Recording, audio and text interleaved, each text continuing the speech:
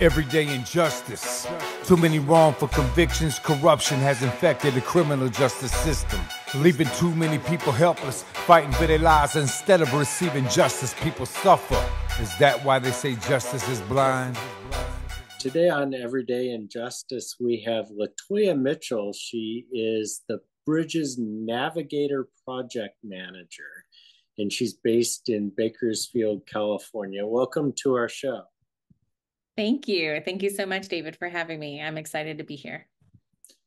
So I guess start with explaining what the Bridge program is and what your role as Navigator Project Manager. So Bridge is part of the Public Health Institute. It's a program of the Public Health Institute, and so we typically call it the Bridge Center. And under Bridge, we have various different programs. Our flagship program is CA Bridge.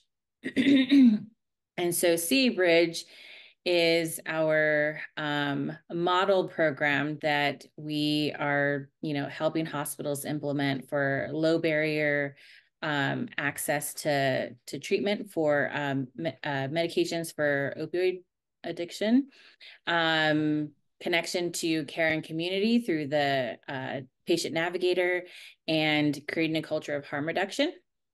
And so my role with that is to provide technical assistance, support, and mentorship for any of the navigators that are starting at these hospitals.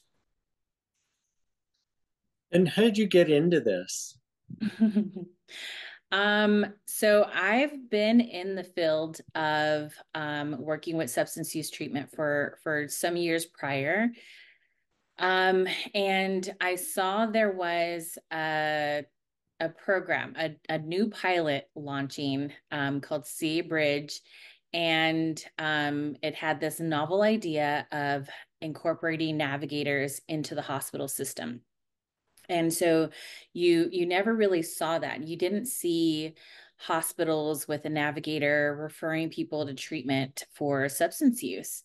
So I thought it was super fascinating, and I applied for the job and got it to become a navigator. I was a navigator for 3 years before going on full time with CA Bridge. And in that time, I was also mentoring new addition navigators. So that's kind of what helped create my job now, because I help onboard and coach and mentor all the new navigators that come on board. And what does the traditional substance use treatment system look like, and how is CA Bridge different? So the traditional substance use treatment system is fragmented, to be honest. It's very difficult to navigate that system and to be able to kind of figure out who to call, when to call. There's so many nuances with getting into treatment, and even accessing the medications that are needed for that help with the withdrawals, specifically for opioid use disorder. And so the CA Bridge model really disrupts that whole, fragmented system, and creates all these branches. And so when a patient goes into the emergency room and they have symptoms of withdrawal, whether they disclose it upright or it's found out another way, they're able to access medications for their symptoms right there and then in the emergency room. That never used to happen before. So that's a major shift in that system. And then, like I said, being able to connect with treatment is really difficult. Anyone who's ever actually had to do it for themselves or on behalf of a close family or friend, they will really understand it's a really, really hard process. And so the navigator kind of takes on that role. So the navigator is the one who makes these community connections and gets that kind of backdoor contact to get someone into treatment. They use like their connections in the community to do it. So the patient then gets both things, you know, fixed for them just by entering the emergency room and disclosing their substance use disorder. Whereas, you know, in the past, they couldn't really do that. They might have gotten turned away. They might have been given what we call comfort meds. And, you know, given a phone number to call on their own, which, like I said, is a difficult process. So, you know, everything has really shifted to be a smoother process for the patient, and there's just a lot more support now. And it seems like there are lots of barriers for the patient to actually get treatment. Can you talk a little bit about that? Yeah, there are a lot of barriers. One of the barriers that we found, and I used to come across all the time as a navigator, was getting the prescriptions filled. So when a patient has, you know, symptoms of opioid use withdrawal, we can get them treated in the emergency room, give them the medications, which are called buprenorphine. The brand name of it is Suboxone. We would discharge them with a prescription until they got, that would bridge them over to their appointment that I would make for them. And so what we were seeing is that pharmacies either weren't carrying it in stock, were saying that the prescription wasn't covered, they weren't filling the full prescription, they would only do a partial fill. And some pharmacies, unfortunately, even told the patients, like, we don't carry that and we're not gonna carry that here. So it was very, very difficult. We'd have to, you know, finagle that system. I'd have to find pharmacies and pharmacists that were what we call Suboxone friendly, meaning like they would fill the prescription just like any other prescription, like if it was a vitamins or diabetes medication. And they have other barriers like transportation, not having access to a cell phone. They might have, you know, barriers of like, they don't have shoes on their feet or clothing or food.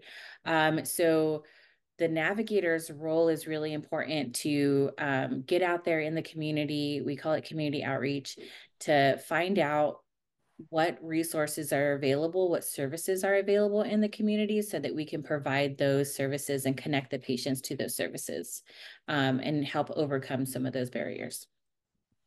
So you mentioned Suboxone, and there's also Narcan.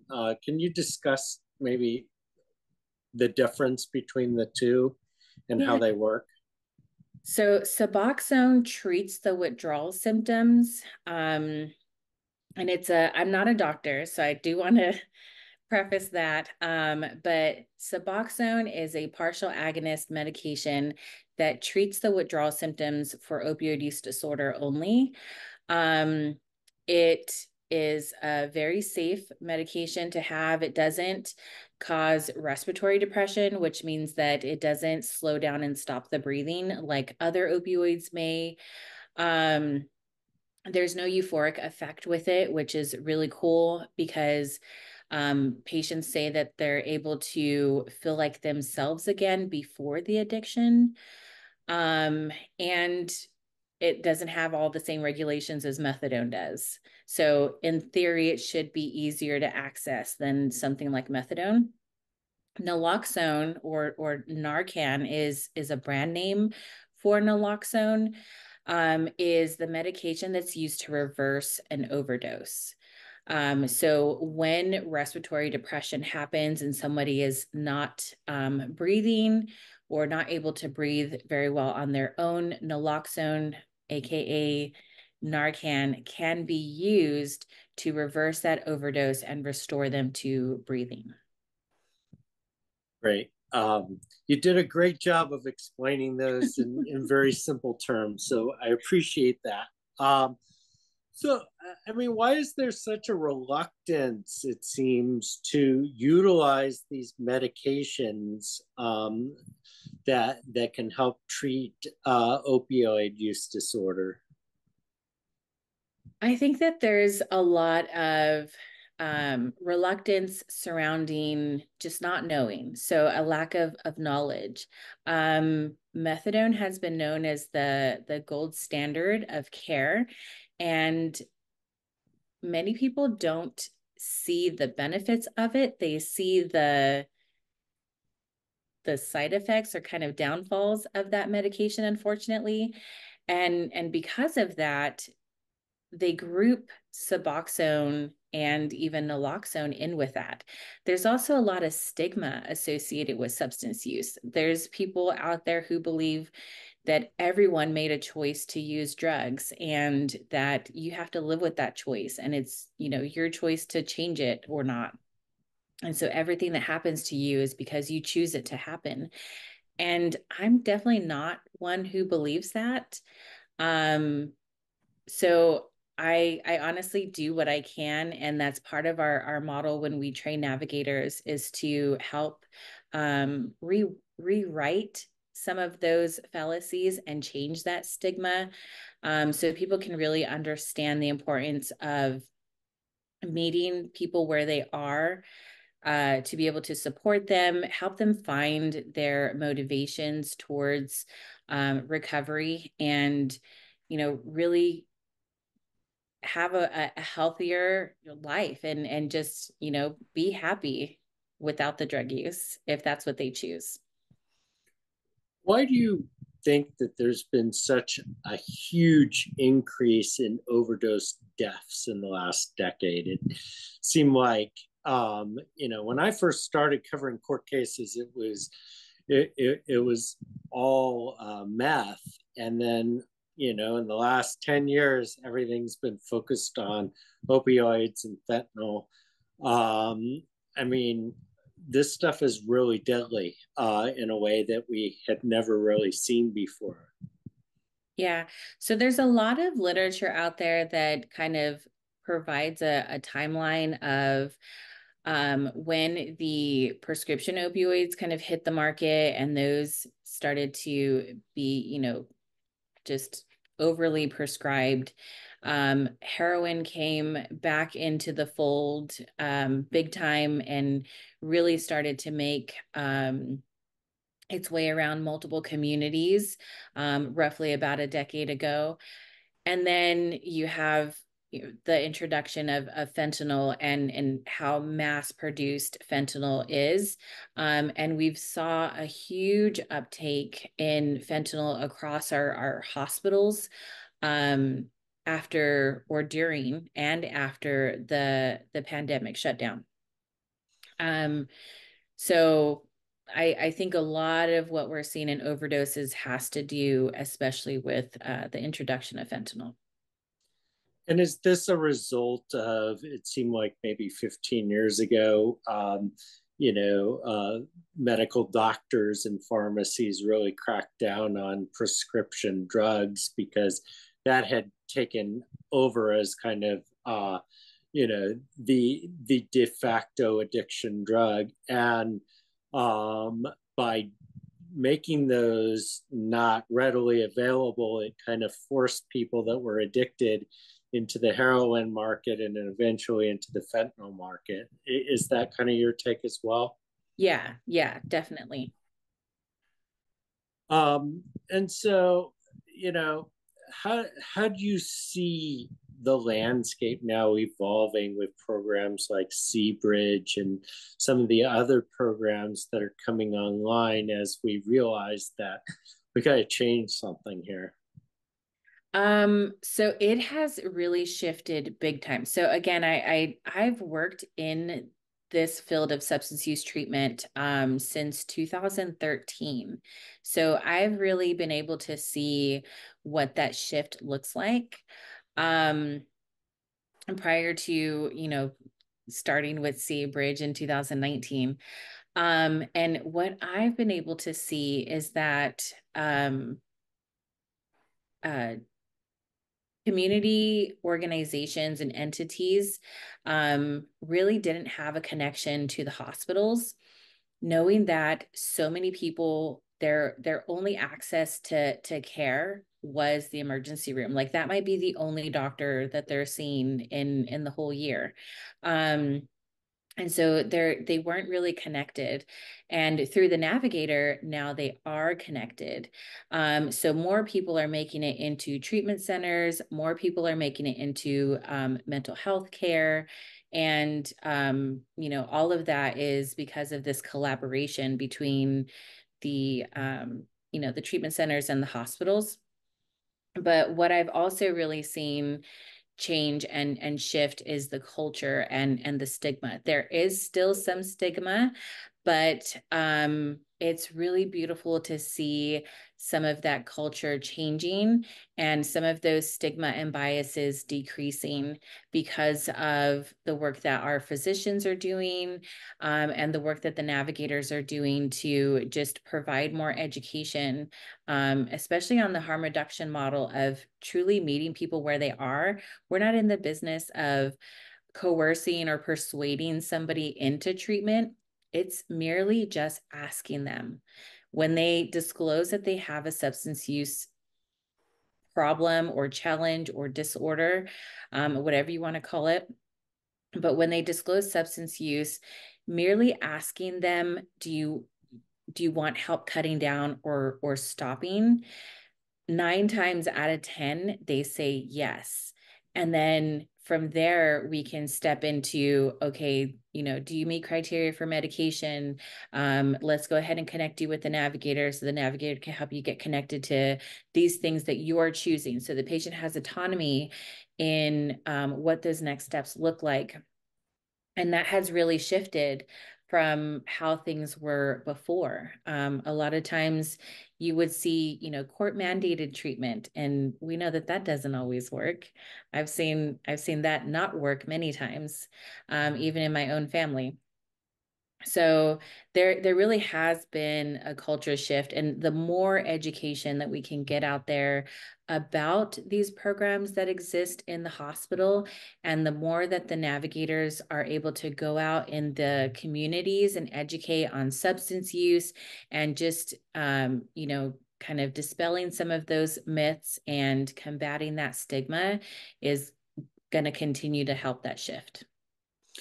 And I don't know if you can speak to this, but can you talk a little bit about the importance of people kind of voluntarily consenting toward treatment as opposed to being mandated by a court?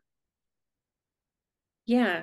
So again, speaking from my own perspective and experience, when you merely ask somebody what it is that they want, it's a lot easier for them to realize their motivations and to continue to follow through with that plan, as opposed to forcing somebody into something.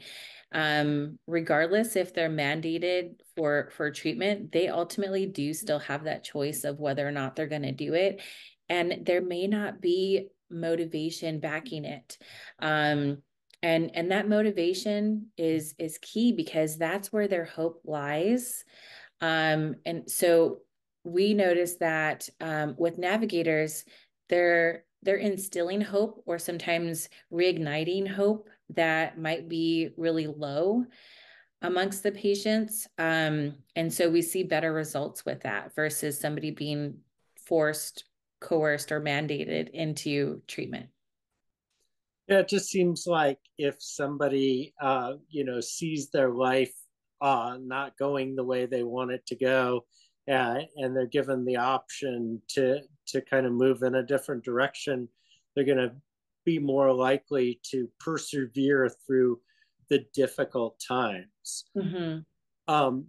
But these treatments are supposed to make it easier for them because they don't have the dangerous withdrawal symptoms and they have a support system. Can you talk about the importance of that? Yeah. So that is a pretty big game changer in my mind, for, outcomes. There are many people who are successful in their recovery going the kind of old school cold turkey route. So I'm not gonna say that there isn't success with that, because some people do find success with that. For the vast majority, those withdrawal symptoms are so severe that your own brain is literally working against you to cause these cravings and to cause these thoughts and make you keep going after that one thing that it needs. And so the use of medications for opioid use disorder, as Suboxone and in some cases methadone, those medications not only stop the withdrawal, but they help with the cravings. They make the person where they're not sick anymore, and they actually can help. They can focus on, what those next steps of their recovery look like.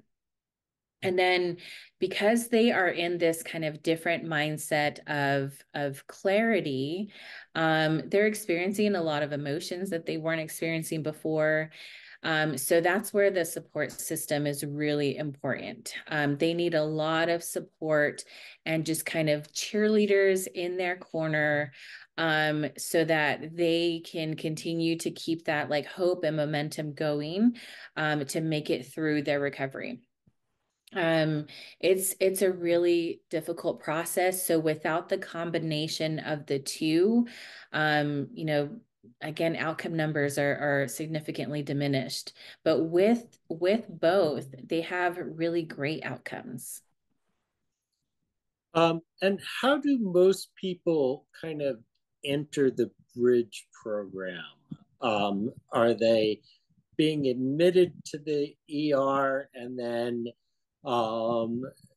encounter somebody like you, or are they actually checking themselves into the ER because they realize that they're in trouble, or what's going on here? So almost always, a patient is entering the emergency room, sometimes by choice, other times they're being brought in by ambulance after an overdose.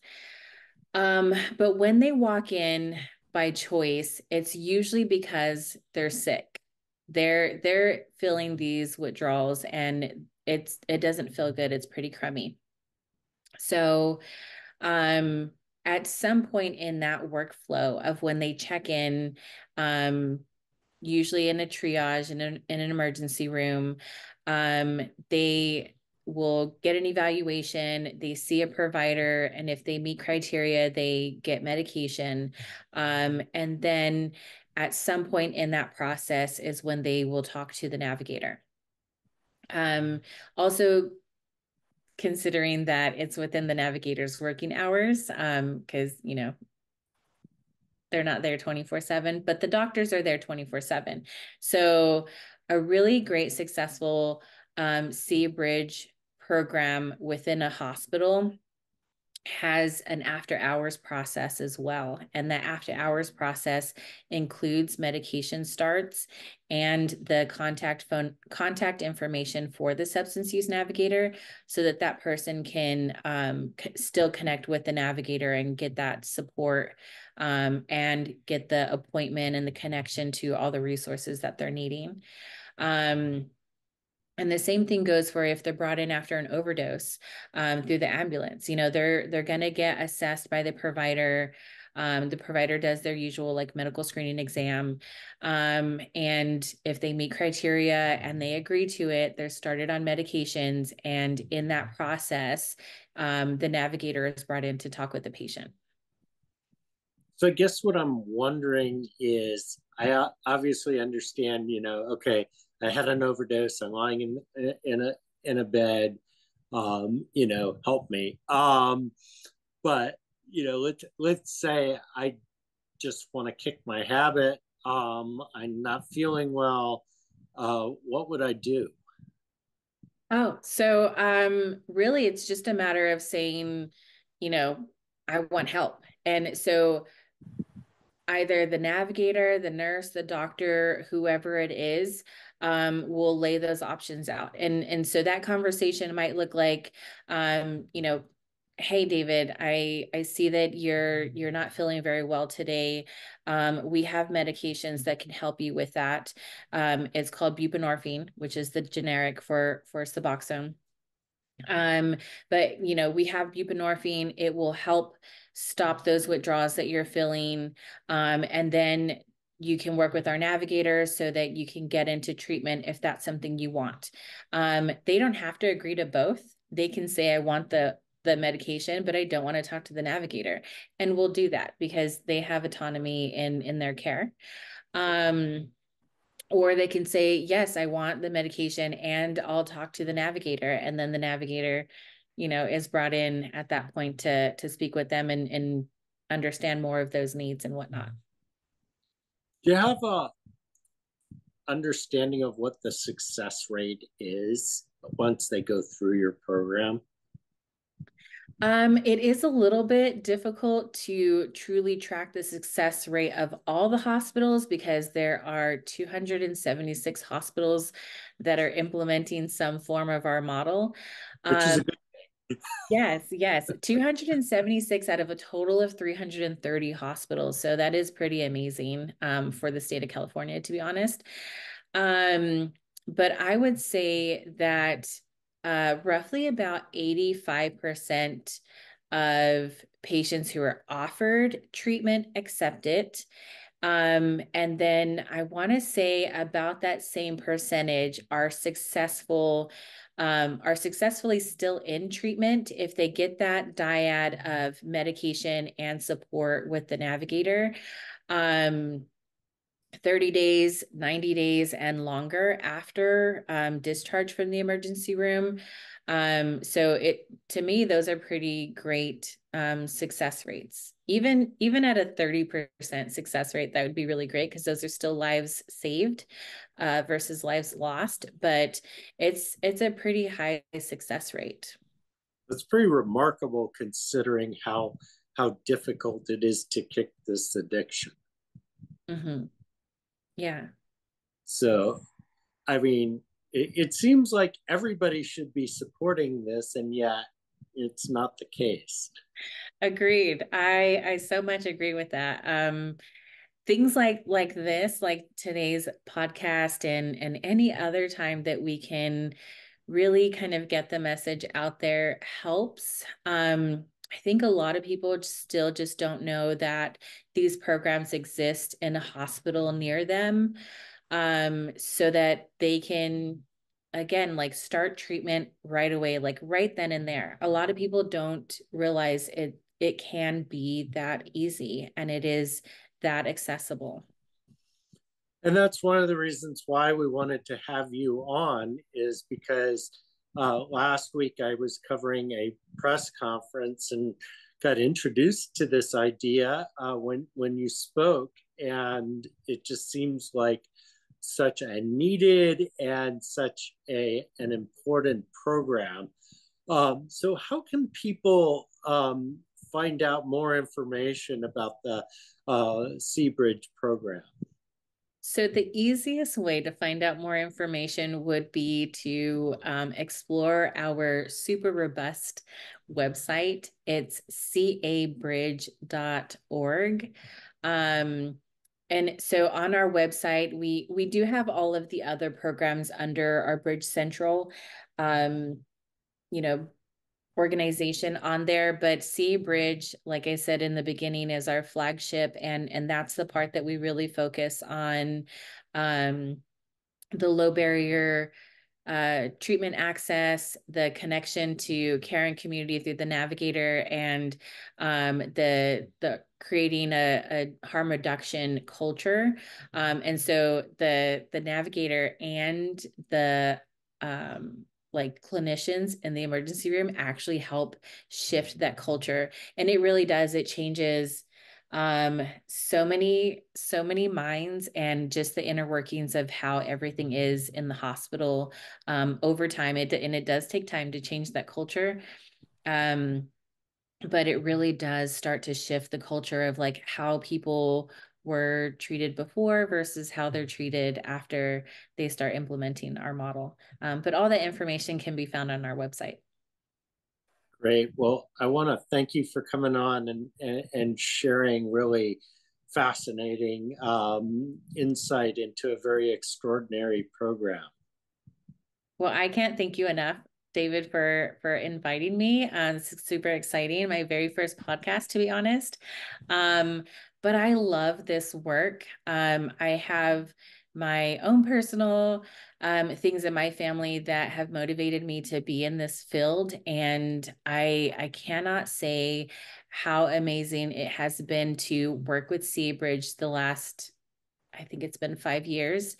And the work that we continue to do is really simply to save lives. So I hope that people see that and make it to our website.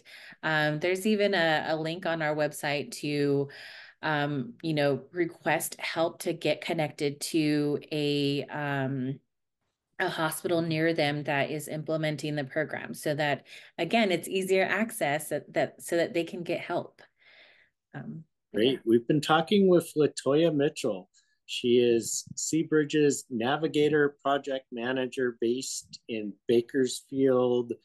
Now, it's nationwide, but a lot of this focuses in California, right? Yes. So our national team is working with other states. Their implementation looks a little bit different because their, state regulations and all of that are different than California. But yes, so our national team has been working to expand some version of our model. This has been Everyday Injustice. I'm your host, David Greenwald. Join us again next week for more tales from the injustice system. Thank you to George Powell and Norman Mousequake Barrett for the use of our opening, Everyday Injustice. You can see more of George's music at www.justiceforgeorgepowell.com.